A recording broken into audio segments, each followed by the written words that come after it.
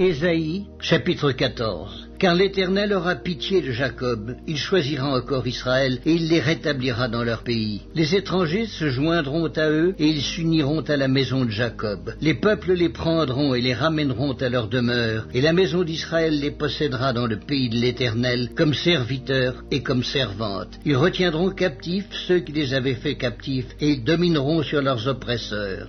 Et quand l'Éternel t'aura donné du repos après tes fatigues et tes agitations, et après la dure servitude qui te fut imposée, alors tu prononceras ce chant sur le roi de Babylone, et tu diras, « Et quoi? Le tyran n'est plus? L'oppression a cessé? L'Éternel a brisé le bâton des méchants, la verge des dominateurs, celui qui dans sa fureur frappait les peuples par des coups sans relâche, celui qui dans sa colère subjuguait les nations et poursuivit sans ménagement. Toute la terre jouit du repos et de la paix. On éclate en chants d'allégresse. Les cyprès même, les cèdres du Liban se réjouissent de ta chute. Depuis que tu es tombé, personne ne monte pour nous abattre. Le séjour des morts s'émeut jusque dans ses profondeurs pour t'accueillir à ton arrivée. Il réveille devant toi les ombres, tous les grands de la terre. Il fait lever de leur trône tous les rois des nations. Tous prennent la parole pour te dire, toi aussi, tu es sans force comme nous, tu es devenu semblable à nous. Ta magnificence est descendue dans le séjour des morts avec le son de tes luttes. Sous toi est une couche de verre et les vers sont ta couverture. Te voilà tombé du ciel, astre brillant, fils de l'aurore. Tu es abattu à terre, toi le vainqueur des nations.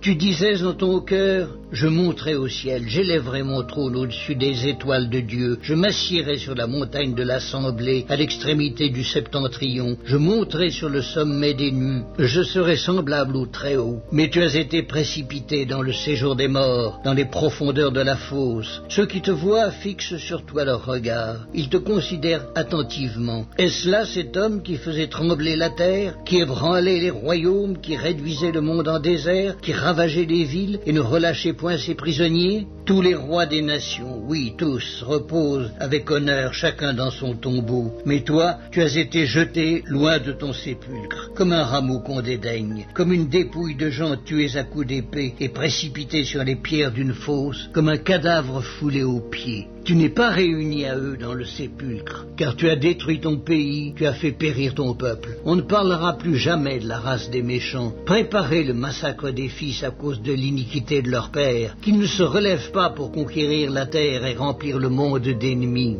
Je me lèverai contre eux, dit l'Éternel des armées. J'anéantirai le nom et la trace de Babylone, ses descendants et sa postérité, dit l'Éternel. J'en ferai le gîte du hérisson et un marécage, et je la balayerai avec le balai de la destruction, dit l'Éternel des armées. L'Éternel des armées l'a juré en disant, oui, ce que j'ai décidé arrivera, ce que j'ai résolu s'accomplira. Je briserai l'Assyrien dans mon pays, je le foulerai aux pieds sur mes montagnes, et son joug leur sera ôté, et son fardeau sera ôté de leurs épaules. Voilà la résolution prise contre toute la terre. Voilà la main étendue sur toutes les nations. L'Éternel des armées a pris cette résolution. Qui s'y opposera? Sa main est étendue. Qui la détournera? L'année de la mort du roi Akaz, cet oracle fut prononcé. Ne te réjouis pas, pays des Philistins, de ce que la verge qui te frappait est brisée, car de la racine du serpent sortira un basilic, et son fruit sera un dragon volant. Alors les plus pauvres pourront paître, et les malheureux reposer en sécurité. Mais je ferai mourir ta racine par la faim, et ce qui restera de toi sera tué.